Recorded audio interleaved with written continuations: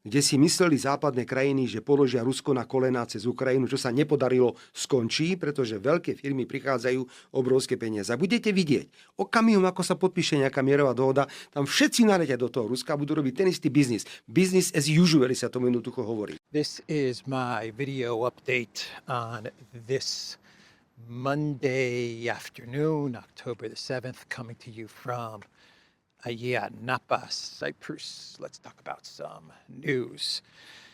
And let's start things off with Robert Fico, the Prime Minister of Slovakia, who is saying no to the land for NATO deal that is floating around the halls of Brussels. Land for NATO, a deal that an idea that most likely Stoltenberg came up with. And Fico is saying no chance. Slovakia will vote this bonehead idea down, and that is exactly what this land for NATO deal for Project Ukraine is, a bonehead idea. But what else do you expect from people like Stoltenberg? A fait accompli to be presented to Russia. Either you accept land for Ukraine entering NATO, or else.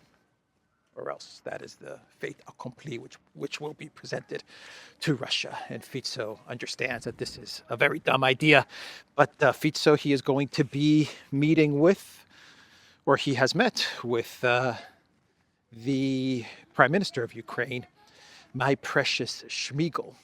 They will be meeting, I believe, on the border of Ukraine and Slovakia. So I wonder what Fico is going to tell my precious Schmeigel as they meet. Hopefully, Fico tells Schmeigel, dude, just call up Putin and let's end this conflict, because it's not going to get any better for Ukraine going forward. And this whole land for NATO thing that Stoltenberg and his pals are talking about, it's not going to happen. The West Germany model for Ukraine is not going to happen. So call up Russia and come to some sort of an agreement before things get worse. Hopefully that's what Fico is going to tell Schmeigel. Anyway, that is Fico.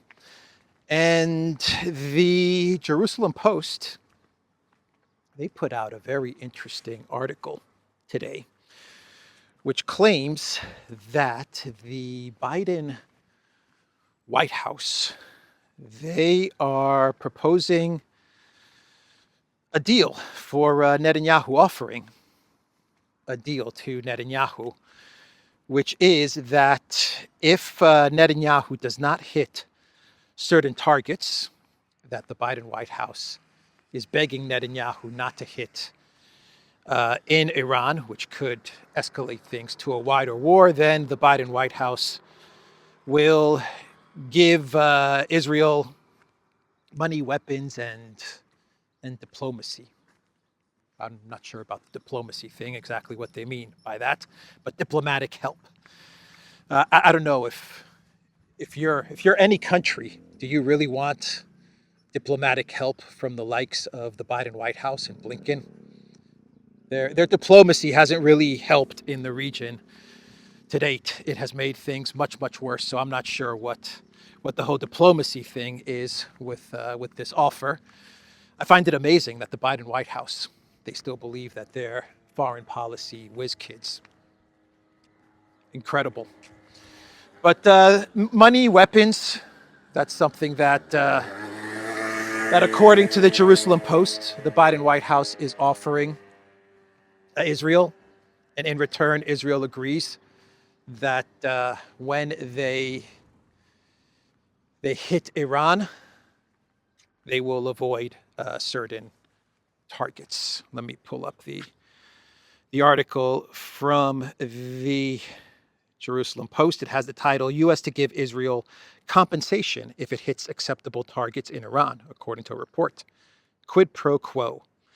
Stein summed it up, saying, an American official said, if you don't hit targets A, B, C, we will provide you with diplomatic protection and an arms package. That's the quid pro quo. Diplomatic protection and an arms package. Do you guys believe this article from the Jerusalem Post? I believe it. I believe it because the Biden White House is probably so desperate to get a handle on what is going on in the Middle East and Netanyahu. They can't influence Netanyahu at all. Netanyahu is completely outmatching the Biden White House. And it's making Biden look very, very incompetent, but I can see them getting so desperate that they're just going to resort to stuff. We'll give you stuff if you just listen to us this once. Take our advice this once, and we'll give you stuff. That's the narrative that we're getting from this article. That's Biden foreign policy for you. So that's what the Jerusalem Post is putting out there. And actually on Friday, things are so desperate for Biden with his Middle East policy. Things are so bad and so desperate with his policy in the Middle East, so out of control that Biden is now looking to scapegoat Trump, Netanyahu and Trump. That's kind of what he's trying to do. And during a press conference, Biden hinted, get this, he hinted that, whoa, check out that lizard.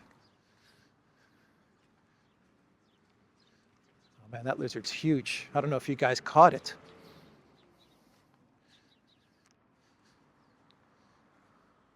He's in the tree somewhere.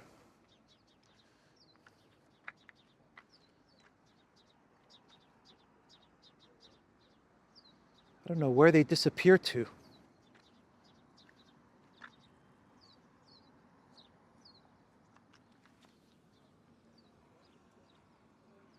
Anyway. So, yeah, he told the media, Biden, that that Netanyahu is not listening to him,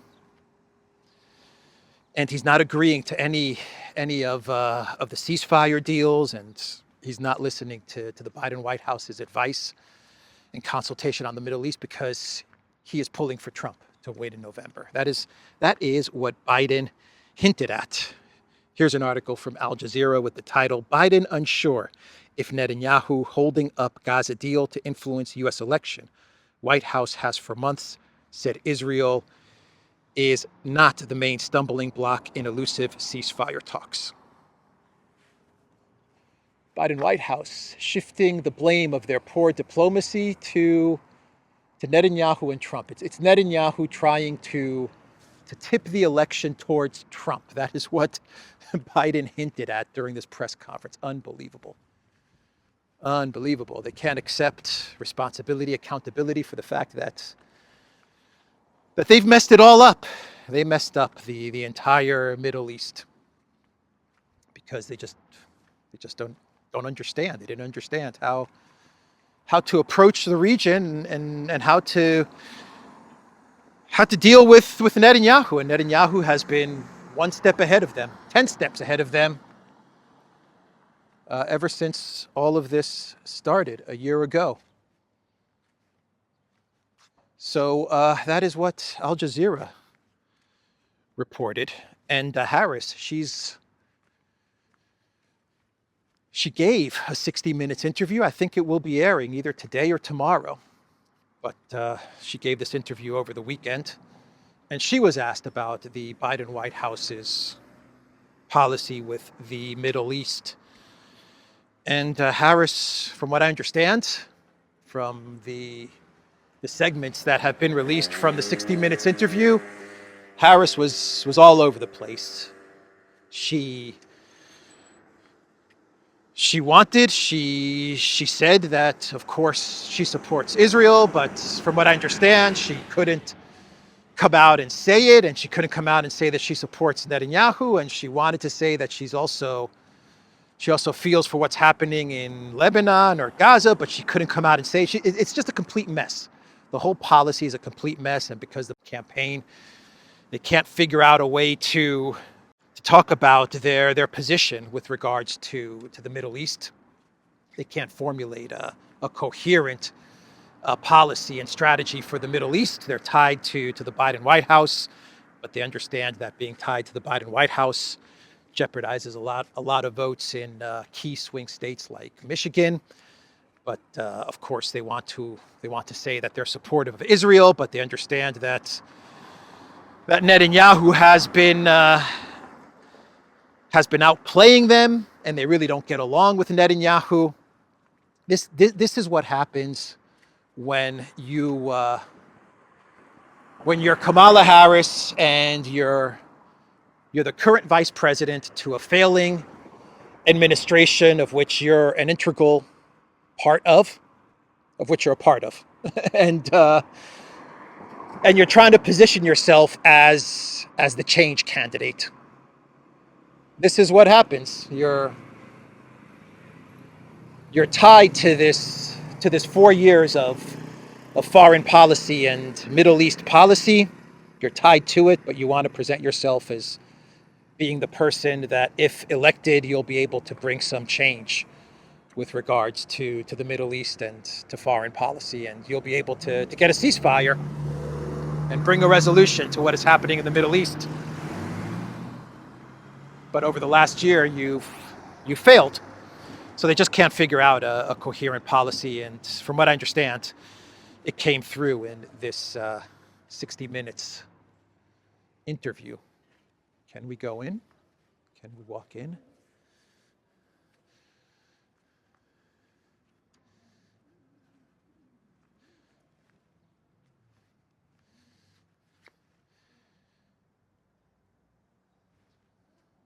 So CNN is reporting that Kamala Harris, she's trying to distance herself from the Biden administration.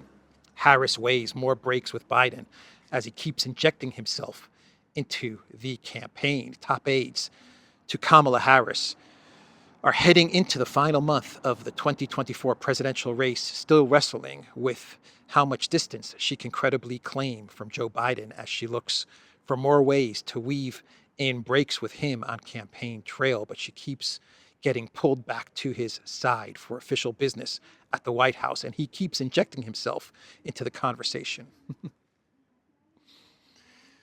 Every time I try to get out, she pulls me back in. Biden pulls me back in. Oh boy. It just doesn't make any sense. The Kamala Harris campaign makes Listo? The Harris campaign just makes no sense at all. 0 sense. The change candidate trying to distance herself from a White House that she's still a part of, that she's the vice president of.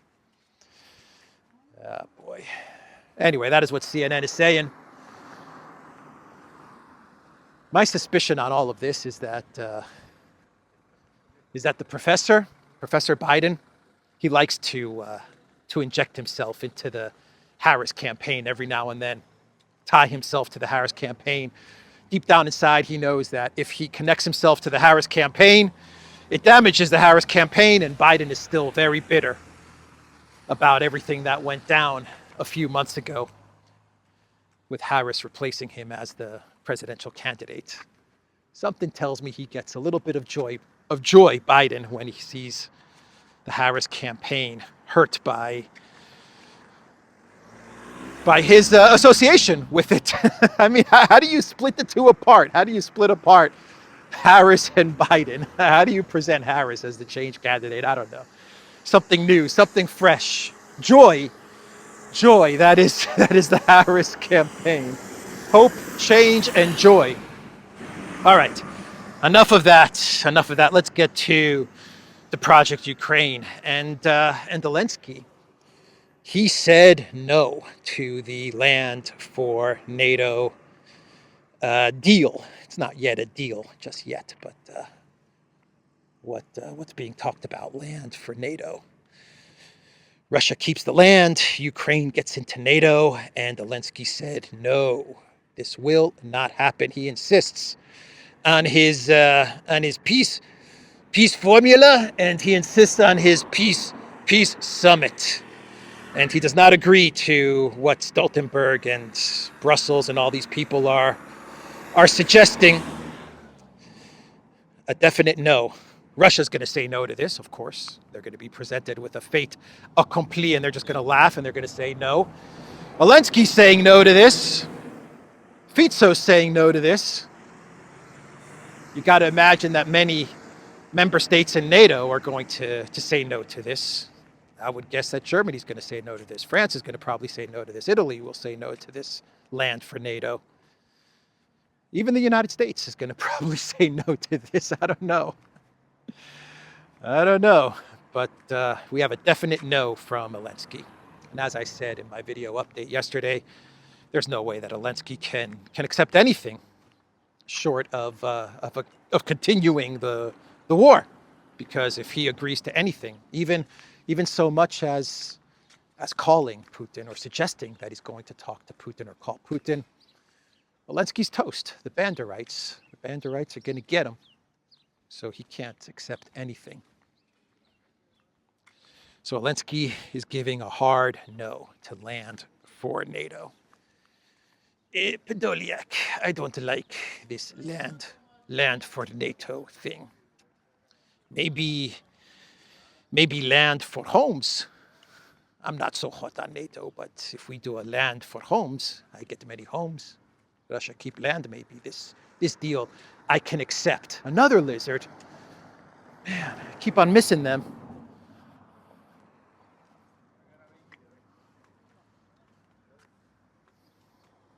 And they just disappear. They disappear into the tree.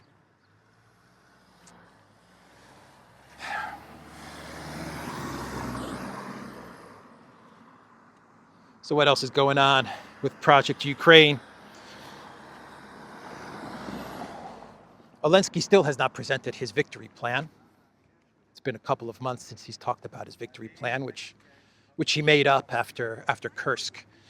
The whole Kursk thing failed, and they weren't able to reach the Kursk power plant, which was the original goal of the Kursk incursion. When all of that failed, he quickly, with his scriptwriters, made up this whole victory plan thing. And they never had a victory plan. They just came up with the term victory plan. It sounds good, huh? We have a victory plan. So keep supporting us. Even though Kursk is going to turn into a huge debacle. But we haven't really seen the plan, have we? Right? We haven't seen any details with regards to the victory plan. Just rumors as to what it's about. Because Zelensky doesn't have anything ready for a victory plan. He hasn't put anything down on paper, like a real official document. He doesn't have it. But he's buying time. He is buying time until he figures out what to do, how to get out of this mess that he finds himself in, that Ukraine finds itself in. So the Netherlands, the defense minister for the Netherlands was in Kiev and Kharkov yesterday, and the defense minister for the Netherlands announced that the wonder weapon F16s from the Netherlands are now in Ukraine. That is what he announced. F16s are now in Ukraine. And when he made this announcement, we got word. I'm not saying this is connected. Maybe it is, maybe it isn't. But as the Dutch defense minister was announcing the F-16s in Ukraine, we had a Russian missile strike, a big Russian missile strike, hitting an airbase Starokonstantinov, where allegedly Ukraine airplanes, maybe even including some Dutch F-16s, are located. Maybe. I'm not saying this is the case, but That's the news that we got. As the F-16s, the Dutch F-16s in Ukraine were being announced by the defense minister of the Netherlands. Very happy to be supporting Ukraine for as long as it takes the Netherlands. We got word that the Russians destroyed a bunch of planes, did a lot of damage to an airbase. Do you guys think that the Dutch F-16s arrived in Ukraine and a couple of minutes later the Russians took out those F-16s? I don't know. I don't know if that's what's happened, but maybe, perhaps. Probably not. Probably not, but probably yes. I don't know. I don't know. The New York Times, they are reporting that we have a new military strategy for Ukraine, a shift in military strategy. You may be asking, Alex, what is the shift in Ukraine's military strategy? Well, I'm going to tell you what the shift is, and it's awesome. It is awesome, man. It's a victory plan shift. It's a winner, all right. And what the Ukraine military is now doing strategically in the conflict with Russia is that they are, and I quote from the New York Times article, they are trading space for Russian losses. Trading space for Russian losses. The New York Times article has the title, Ukraine's Donbass Strategy, Retreat Slowly and Maximize Russia's Losses. The idea is to use rope-a-dope tactics, letting Russian forces pound away until they have exhausted themselves. It's far from clear if the Ukrainian strategy will succeed. Rope-a-dope. Rope-a-dope. That sounds like a winner to me. The rope-a-dope strategy.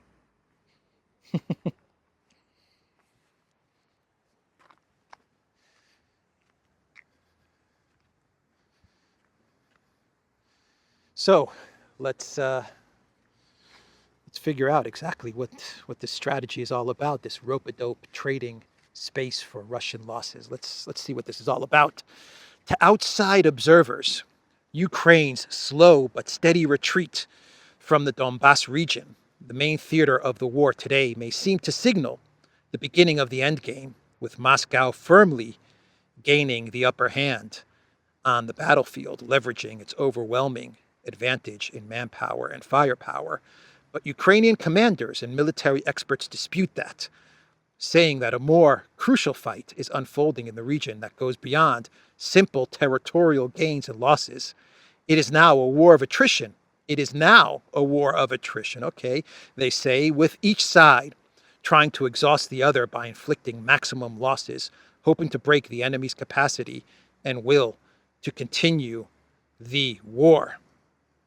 The article then goes on to say that has left Kiev with little choice. It talks about the advantages that Russia has over Ukraine, more troops, more weapons, more artillery, better leadership, everything. All the advantages that Russia has, bigger population over Ukraine. And the article says that has left Kiev with little choice but to adopt what Mykola Bileskov, a military analyst at Ukraine's government-run Institute for Strategic Studies, called a strategy of trading space for Russian losses. The idea is to retreat from towns under attack after exacting the highest price it can on manpower and material. Material, I love that word. Manpower and material. Oh, man. So now it is a war of attrition, everybody. Before it wasn't a war of attrition. It was a territorial war that Russia was losing, but now it's a war of attrition that Russia is losing, according to the New York Times. A war of attrition, trading space for Russian losses. Up is down, left is right. Annalena Baerbock is a mathematics genius, and Ukraine is winning. Ukraine is winning because they are trading space for Russian losses. they're not retreating. Well, they're not just retreating. They're retreating as they inflict terrible damage onto the Russian forces. And eventually, according to the New York Times, the plan is that eventually Russia's just going to run out of weapons, run out of people, run out of gas. That's the plan.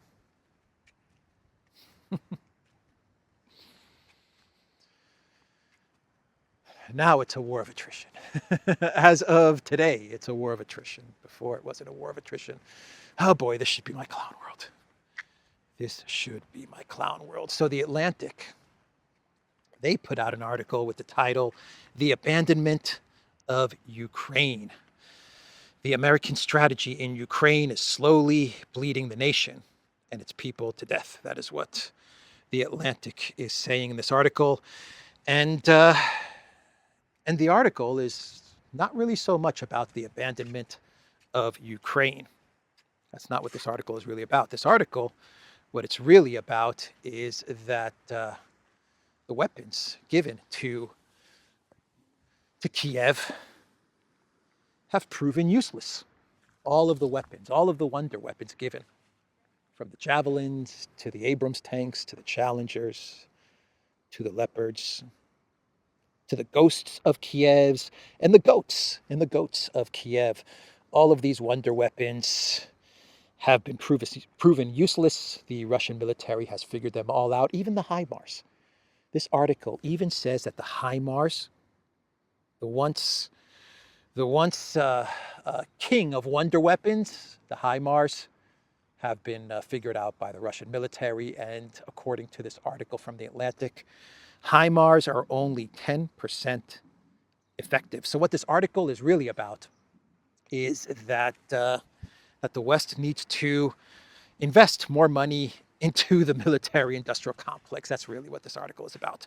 More money needs to be invested into the MIC so that they can come up with more weapons, better weapons, different weapons, drones, and stuff like this, because warfare has changed, and what is needed right now is big time investment into the MIC. This article is more of an advertisement for investment into the military-industrial complex. This is what it says about HIMARS, The Atlantic. It says, an example of this is HIMARS, the long-range rocket artillery that the U.S. has provided at a maddeningly slow pace. A year ago, HIMARS was the most in-demand system on the battlefield. Now it has a success rate less than 10% because of Russian innovation in electronic warfare. Each rocket fired by HIMARS costs roughly $100,000. Because of the rapid decrease in HIMARS' effectiveness, the Ukrainians have developed a drone that has a similar impact of the early HIMARS and costs about $1,000. The Ukrainians, however, are rightfully worried that within a few weeks, the Russians will develop countermeasures that bring the effectiveness of this kind of drone down to that of the current HIMARS. It is literally an arms race. It is an arms race. It is an arms race. More money to the MIC, more money. It's an arms race. That is what The Atlantic is saying. The MIC always wins. They always freaking win. The Dutch defense minister, when he was in Kiev, he announced that the Netherlands is going to be giving $400 million to Ukraine so that they can jointly develop drones. The Netherlands and Ukraine are going to develop drones together forever. And 200 million of that money is going to be given to MIC companies in the Netherlands, in the collective West.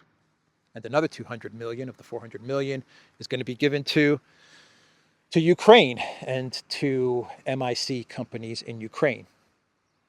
That money's going to get washed. Half of that money's going to get washed. The other half is going to be given to MIC companies. 400 million flushed down the toilet. That is what the Dutch defense minister announced when he was in Kiev. But look, it's an arms race, according to The Atlantic, and the collective West needs to spend all the money they have on this arms race to keep up with the Russians and the North Koreans, because the North Koreans they're the real weapons manufacturing powerhouse behind the Russians. So they need to keep up with the manufacturing weapons powerhouse known as North Korea. But yeah, the Atlantic in the final paragraph of this article, they also claim that Russia is really not winning. Russia has not won, and they're really not winning. What is going on here is that the West is not giving enough weapons to Ukraine. They're not producing enough weapons, and what's happening is that the West is losing it for Ukraine rather than Russia winning. The final paragraph of this Atlantic article says, the war in Ukraine is at risk of being lost, not because the Russians are winning, but because Ukraine's allies have not allowed them to win. If we encourage the Ukrainians to fight while failing to give them the tools they need for victory, history will surely conclude that the Russians weren't the only ones who committed crimes against Ukraine. There's such a panic in the West, in the collective West. They're trying to figure out what is the correct narrative to put out there, which will not say that Russia won this conflict. Even though Russia is winning this conflict, what's the narrative that will make it so Russia didn't win, but we just kind of lost it. We kind of lost it. And they don't even want to say that. They don't even want to say that they kind of lost it. They just didn't. We just didn't give Ukraine the tools that they needed to defeat Russia. $1 trillion or $500 billion or whatever they gave to Ukraine, and all the weapons in their warehouses, it just wasn't what they needed. So we need to spend more. That's the win. That is the win. We need to spend more. The win for the MIC. We didn't give Ukraine enough. So next time, next conflict, next war, we need to make sure that the MIC is given enough money so that this does not happen again. Because Russia didn't win. Nope, they did not win. No chance did they win. We just didn't invest enough in the military-industrial complex. So do I have a clown world? I don't really have a clown world for today. My clown world should be the New York Times story. That should be my clown world. Trading space for Russian losses. That's amazing.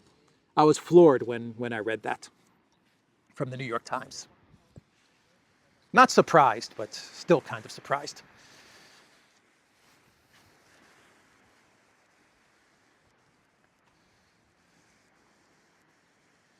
So, clown world. Do I have a clown world? Let's think here. No, I don't have a clown world.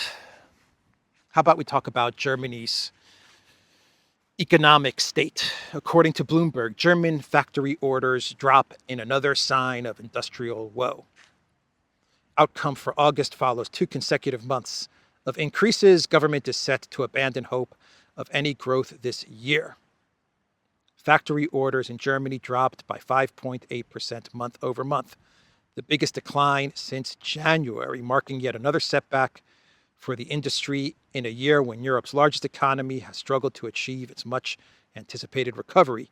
Even if the 5.8% drop is partly due to a smaller number of big-ticket orders, this suggests that the German economy will at best stagnate in H2 2024. A revival is not expected until next year, and even this is likely to be very modest, CBK says.